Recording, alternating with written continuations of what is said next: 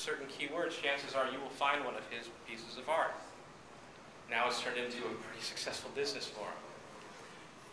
So Tom Feremsky, if you follow him, he's a veteran journalist, Silicon Valley, out of the Financial Times, 25 years. And his new mantra is EC equals MC. Every company is a media company.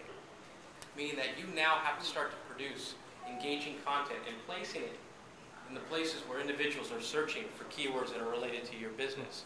And those bits of content, they could be video, they could be blog posts, they could be white papers published on Scribner, DocStock, whatever it is, they have to be useful. They have to be helpful, and they have to be compelling, right?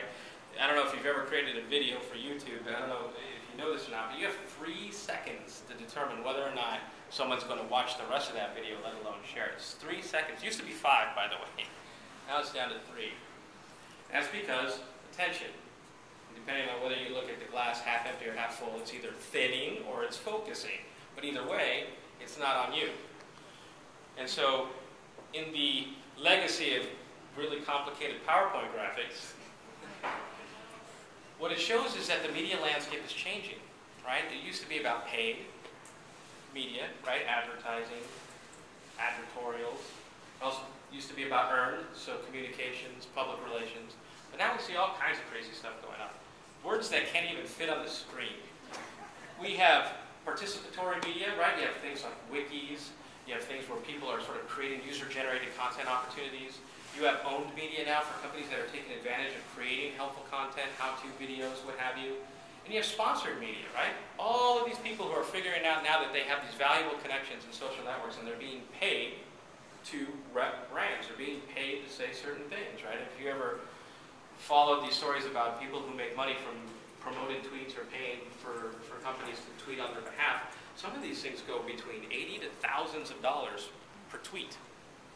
I'm in the wrong business. But yes, it's happening right now. So it's a whole different category. And guess what? For the most part, it works.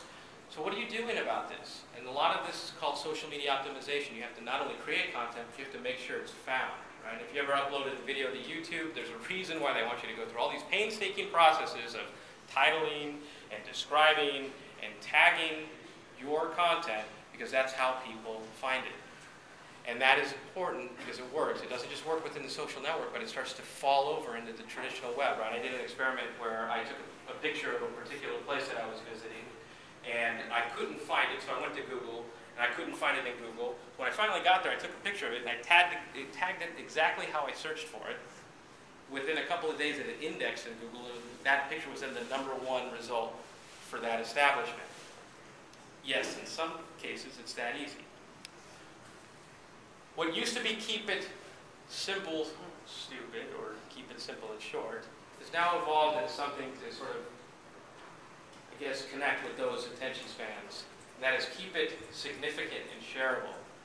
So if you are creating content, make sure that it's not just relevant, but that it's worth sharing. And why do people share? Because they want a reaction, right? When you tweet, when you post a blog, when you upload a video, you want people to watch it.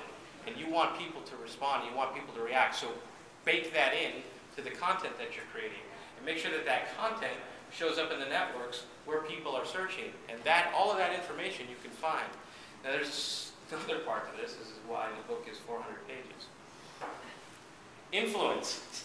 Very popular subject these days. This is how I define it for the social web. It's the ability to inspire desirable and measurable outcomes or action. Pretty simple. So, word of mouth, it doesn't work. Tell everyone you know. So what does that mean? Well, that means that influence is becoming more prominent. And influence isn't what it used to be, right? You're not going out to your traditional intermediaries to spread the word. Everyday people are becoming experts in the subject matter. And over time, they are becoming more influential, and they're becoming more responsible for the word-of-mouth activity that takes place. What used to happen here in the real world is still happening here in the real world. It's also happening online, especially since more of our time is focusing there.